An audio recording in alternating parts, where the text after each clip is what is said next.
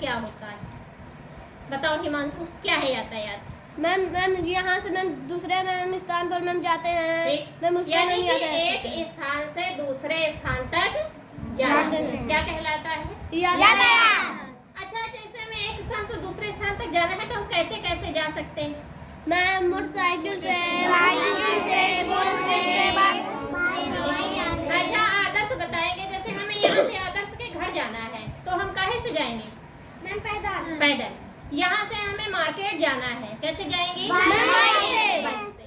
अच्छा, यहाँ से हमें बनारस जाना है, कुमकुम कैसे जाएंगे? बस से।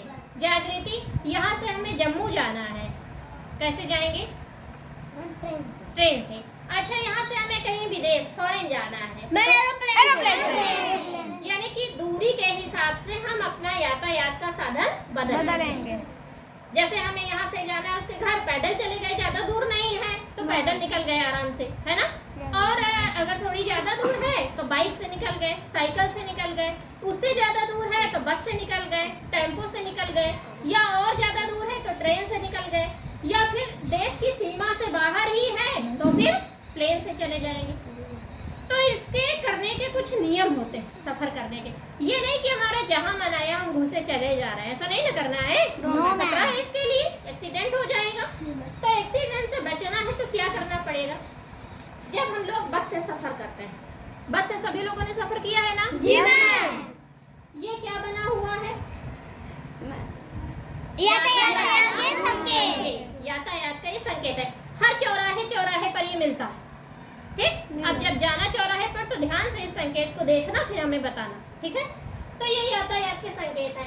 ये 3 कलर की लाइट लगी होती है, वहाँ TLM भी है इसके लिए। तो ये 3 कलर की लाइट लगी होती है इसमें। पहली लाइट ऊपर सबसे किस कलर की होती है? Red, yellow, green. जैसे हम चल रहे हैं, बस से चल रहे हैं, तो चौराहे पर रेड लाइट अगर जल गई तो रेड लाइट जलने का क्या आया हमारे पास आशय? रुक जाना है। हमें अपनी गाड़ी को वहीं पर तुरंत रोक लेना है। इसके बाद जब येलो लाइट जली तब तैयार हो गई। स्टार्ट कर लेना है गाड़ी को, लेकिन छोड़ना नहीं है, चल नहीं देना, केवल स्टार्ट करके अपनी जगह पर रुके रहना है। भाई अगर हम रेड में रुक करके तुरंत चल देंगे तो खतरा है, थोड़ी देर स्टार्ट करने में लगता है, कभी कभी गियर वगैरह फंस जाते हैं, स्टार्ट नहीं होती है गाड़ियाँ, सेल्फ नहीं होता है कभी कभी। तो यहाँ पर हम तैयार हो जाएंगे चलने के लिए।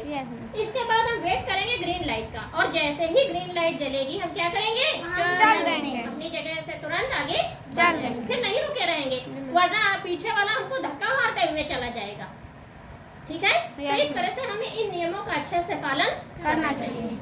अगली चीज है, जैसे हम सड़क पर जा रहे हैं, पैदल भी हैं या किसी साधन से, तो हमें किस ओर चलना चाहिए? दाईं ओर की बाईं ओर? बाईं। किधर चलना चाहिए सड़क में? बाईं। और हमें सड़क एक जगह से दूसरी जगह, यानी कि सड़क को पार करना है, तो इधर से उधर जाना है। Ma'am zebra crossing. Zebra crossing से जाएंगे। जेब्रा क्रॉसिंग कैसी बनी होती है? ऐसी। यह है जेब्रा क्रॉसिंग।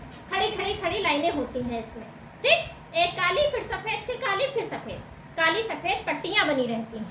Yes ma'am. जहाँ पर भी चौराहे रहते हैं वहाँ पर ये जेब्रा क्रॉसिंग रहती है। ये किस लिए रहती है?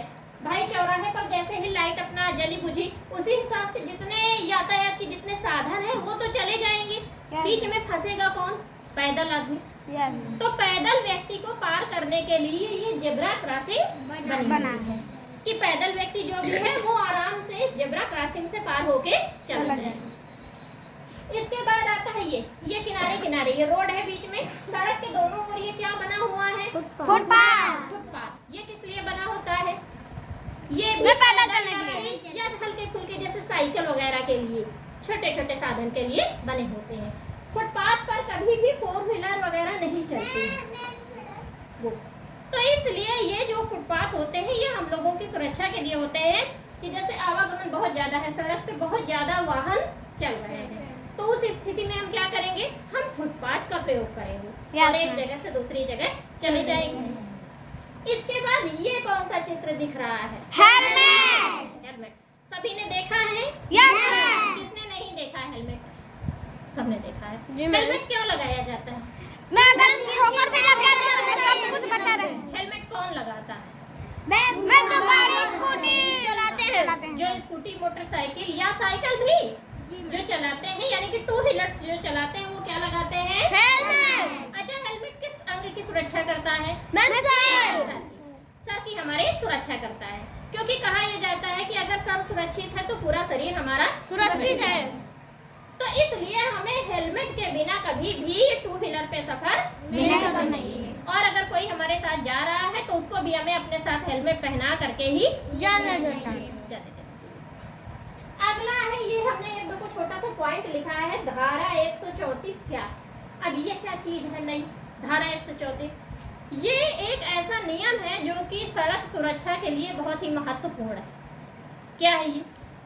धारा 134 के तहत मान लो दो गाड़ियां आपस में टकरा गई या किसी गाड़ी से दूसरी का एक्सीडेंट हो गया, या हम कहीं जा रहे हैं तो हमारी गाड़ी से किसी का एक्सीडेंट हो गया, तो हम ऐसा नहीं करेंगे कि उस जख्मी व्यक्ति को वहां छोड़ करके हम आगे बढ़ जाएं। हमारा क्या जिम्मेदारी वहां बनती है? उसको हॉस्पिटल ले जाएं, एडमिट करें, उसका पूरा खर्चा पानी दें, उसका अच्छे से इलाज कराएं, उसको दुरुस्त कराएं। अगर हम ऐसा नहीं करते हैं तो ये धारा हमारे ऊपर लागू हो जाएगी। इसके नियम के तहत हमारी गाड़ी से अगर किसी का एक्सीडेंट होता है तो जिसकी गाड़ी से हुआ होता है वो उस घायल व्यक्ति का पूरा इलाज कराता है, उसको समुचित इलाज की व्यवस्था कराता है। ये नहीं कि उसको उसी जख्मी हालत में छोड़ करके भाग जाए। अब मोटा मोटा समझ में आ गया है यातायात के नियम यस मैम। सभी को? Yes ma'am.